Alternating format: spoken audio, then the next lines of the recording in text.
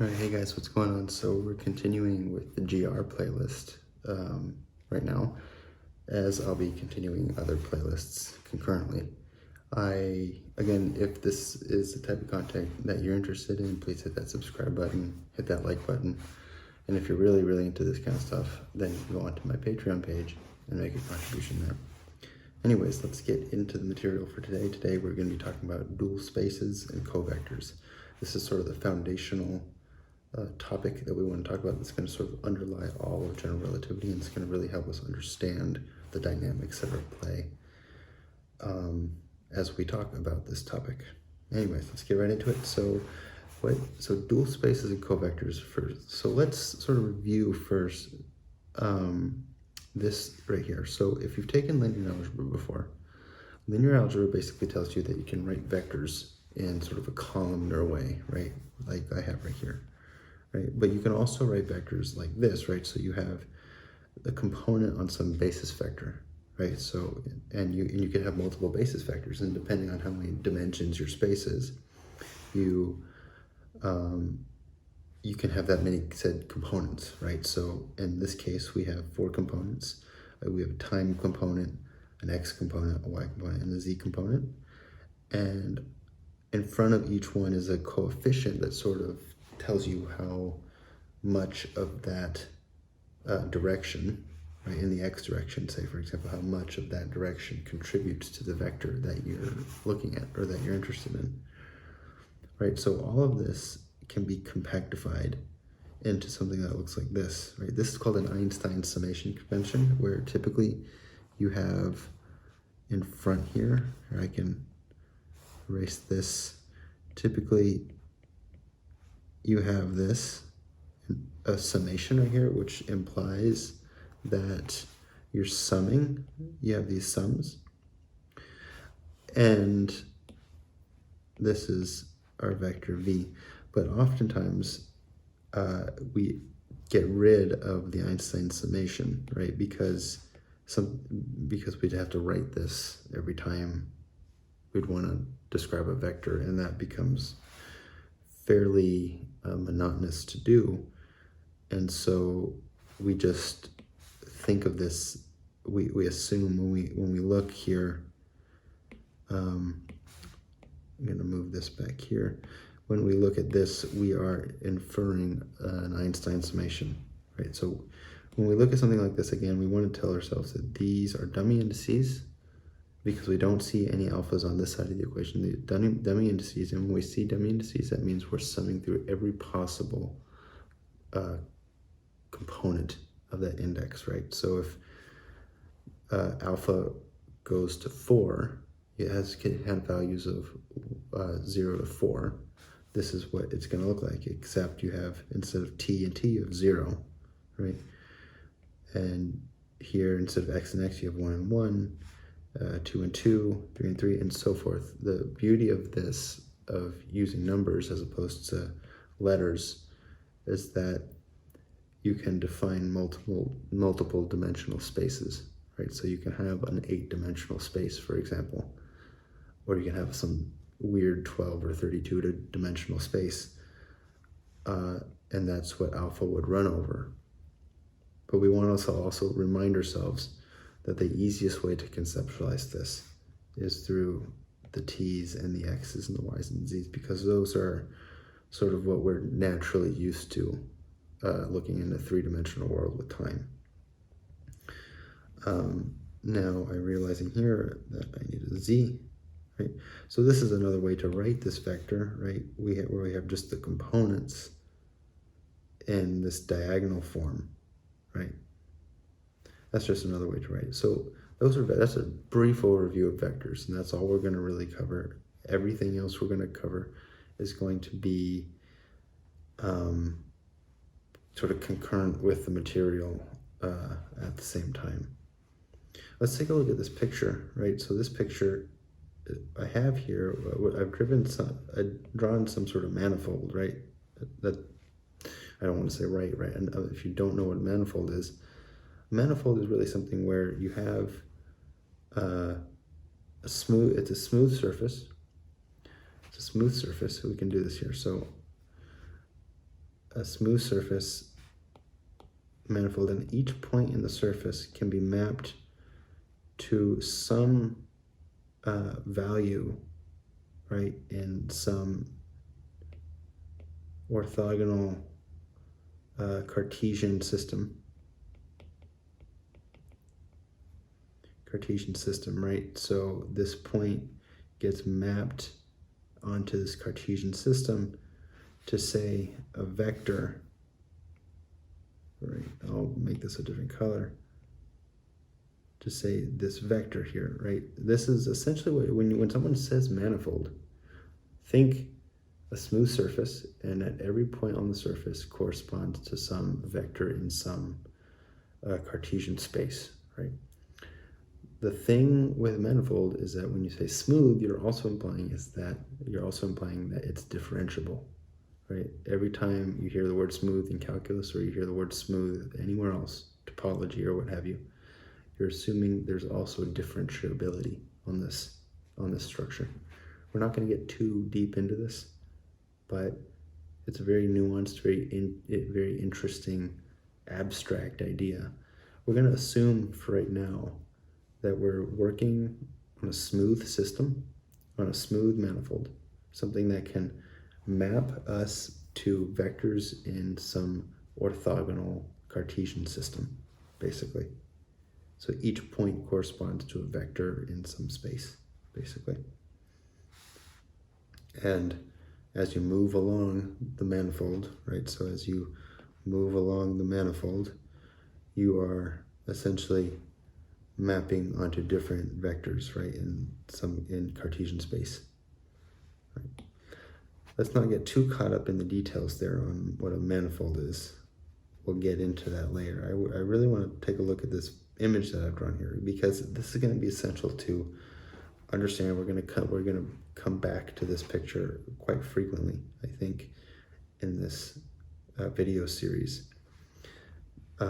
Which is that we have this manifold, right? We can call it M. And on this manifold, we have different directions, right? We have X direction, the X direction here, right? And then we have Y directions, and you can have a four-dimensional manifold, right? You can have a Z direction. Say your Z direction is going like this. Say that's your Z direction, right?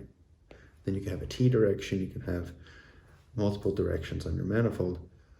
However, for simplicity, we will just keep it like this, just to make the picture look a little nicer, right? That's really just for simplicity's sake. And what we can do is, what we want to do is that we want to show it, we have at every point on this manifold. Again, we can map it to some Cartesian system. So that sort of implies that within that system, you have a vector space at each point, right? So this is one way to think about it. This is one way to think about it. We're going to come across another way to sort of visualize this, but I want to introduce this way of thinking about it first, where you have at each point some Cartesian system, and that Cartesian system can have vectors in it, right? And this, as you move along this manifold, the vector can twist, it can lengthen, it can move, it can do whatever it wants along this manifold. And the basis vectors can also do the same thing, right? That's key here. So there's three things that we have to keep track of, right? The three things we need to keep track of are the vector components, right? So that's the components that make up this vector V. We have the basis vectors we need to keep track of, right? So those are the E0, E1, E2 directions. And then we have the coordinates or the background, right? So that's the manifold itself, right? So that's something we're going to want to keep in mind, and we're going to come back to, right? I just want to sort of prime our minds into thinking in this way.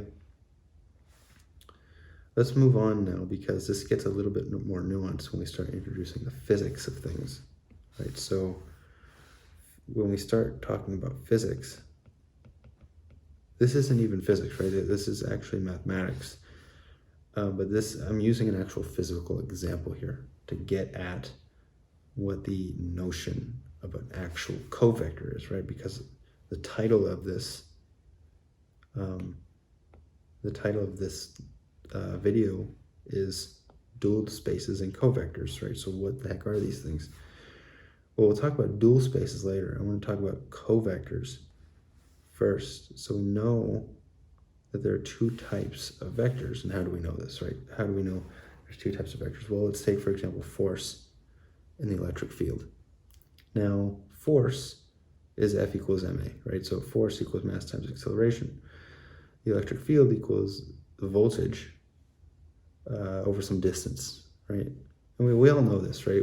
This is all something, and if you don't, right? If you're someone who hasn't really taken physics, like a general physics course, then this might be a little bit difficult to get your mind around. I'll try my best to explain this, but again, I would strongly recommend you probably take an introduction to physics, at least to know that force and the electric field are vectors.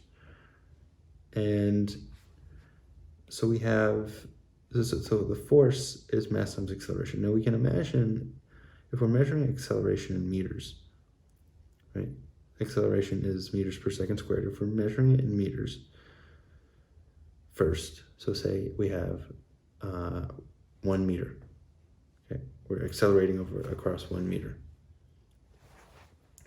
That's the same thing as accelerating across 100 centimeters, right? So if we go from meters to centimeters, we're downgrading the unit of measure, right? We're going from meters to centimeters. However, what this means is that 1 meter equals 100 centimeters. If we put 100 centimeters in here, F gets bigger, right? Because we go from 1 to 100, right? Where even though the unit of measure is getting smaller, the force itself is getting larger, right? And this is something that we're going to call a contravariant transformation. This is the most physically intuitive way we can think about contravariant vectors. A contravariant vector is something like a force, right? Force, it's something that scales against the unit of measure, right? Contravariant. That's why it's called a contravariant transformation. As opposed to a covariant transformation. A covariant transformation is something that scales with its unit of measure. So an example would be the electric field. It can be thought of as a covariant object, something that transforms covariantly. And what this means is that if you have some distance, you have some voltage over some distance, if we measure, again, 1 meter as our distance, as our value of d, and we go to centimeters, we are dividing by 100. Right, so we're dividing by 1 in this case, and then we divide by 100 in this case. When we divide by 100, ultimately our vector, the magnitude of our vector, or the value of our vector is going to get smaller, right? So we go from meters to centimeters. We're demoting our unit of measure to something smaller. But in this case, the electric field gets smaller as well as we do that scaling. Right, so when we scale here, we get an opposite effect, right? Essentially because the acceleration is in the numerator here. There is no denominator.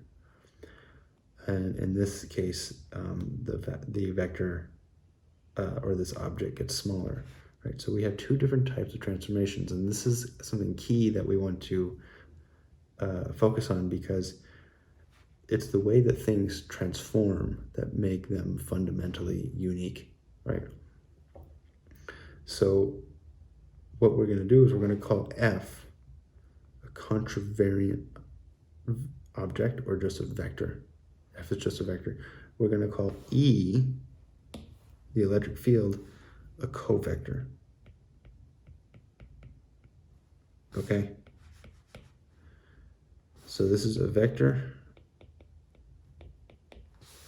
and this is a covector. Now, let's see what happens when we apply a covector to a vector.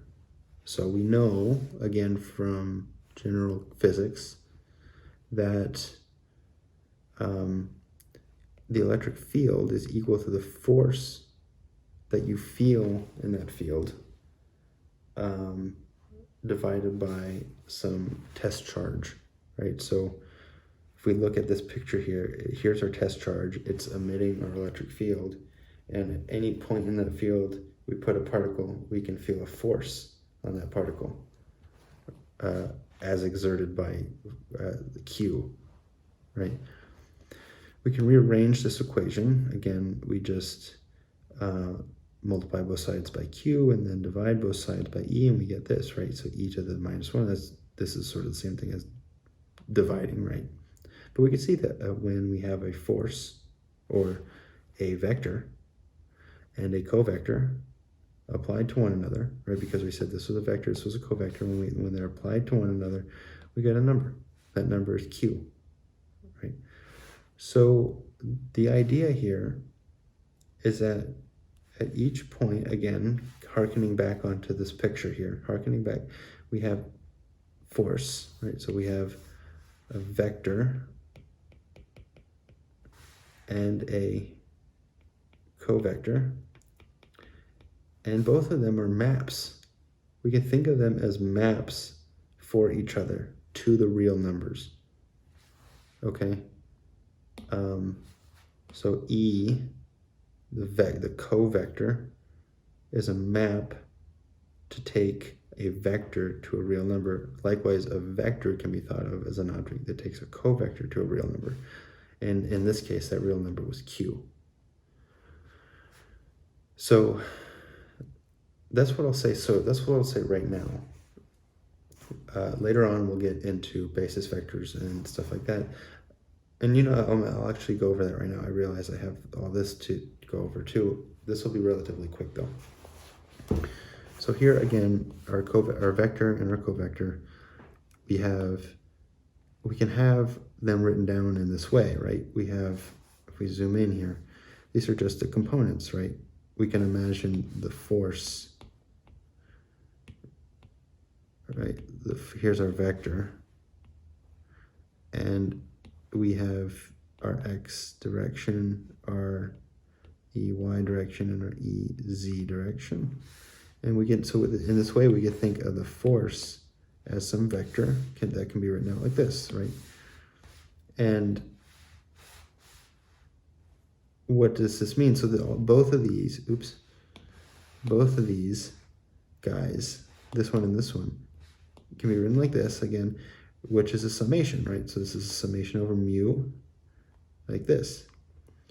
And this one's a summation over mu like this as well. And this actually has to be in an upper index, like that.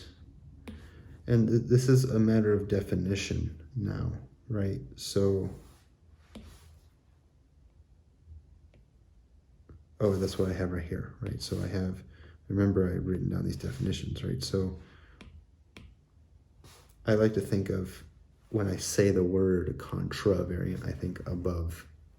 So contravariant objects will have their indices that label them in the above position, whereas below is in the below position. And then the basis vectors are just opposite to that. And so using Einstein's summation convention, we can just write them like this. Okay.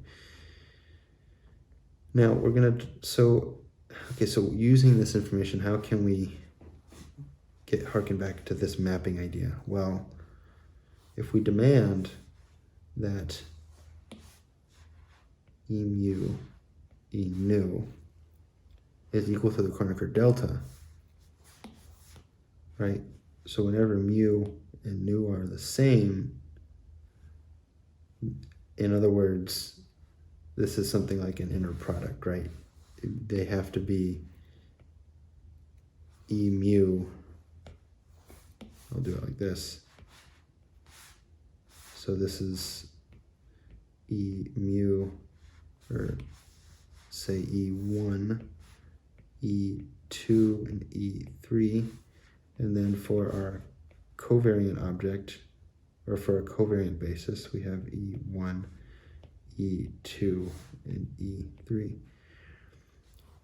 So what this is saying is that when we put these in this brackets, these brackets are going to take each one of them. It's going to take this guy, and then this guy, and then this guy, and then this guy, and then this guy, and then this guy, and it's going to spit out a number every time these brackets are doing this. It's going to spit out a number every time it lands on the same, where mu and nu are the same. It's going to spit out 1. Every time when mu and nu are not the same, it's going to spit out a 0. So we can think of this. These are all the possible combinations, right? So 0, 0, 1, 0, 0, 1, and so forth.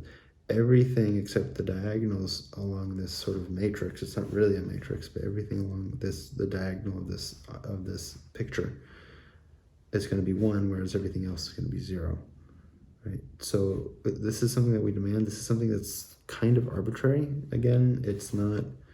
You could theoretically test what would happen if this wasn't the Kronecker delta, but it turns out that this being the Kronecker delta is going to help us a lot, and it reigns true in every sort of experimental observation we've seen thus far also. So that's something to think about.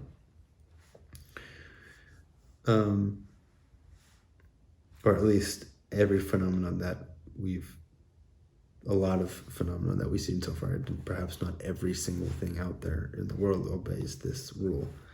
But this is a very useful rule to have and to know. And it's quite successful. Anyways, so if we do something like this, we put the full-on vector in here. Full-on vector, we can bring the components out because those are just numbers. Right, and we get this, right? If we get this, then this is going to demand that they have to be the same. And if they have to be the same, then we get this. This is an Einstein sum, right? So essentially, this is what we get. If this is an Einstein sum, we have this right here. And these are just real numbers being added to real numbers. So we get a real number. And so this mapping here, these brackets can be thought of as taking two vectors, or not even two vectors. These brackets can be thought of as taking f mu, e mu, and e nu to the real numbers, right? And this is essentially an inner product, right? When you take the inner product, not the cross product, but something like the dot product, right? This is essentially the dot product, right? Where this is just sort of a mapping way of seeing it. And that sort of covers it for this introductory video on covectors and vectors. Well, we're obviously going to get deeper into this as we get deeper into general relativity.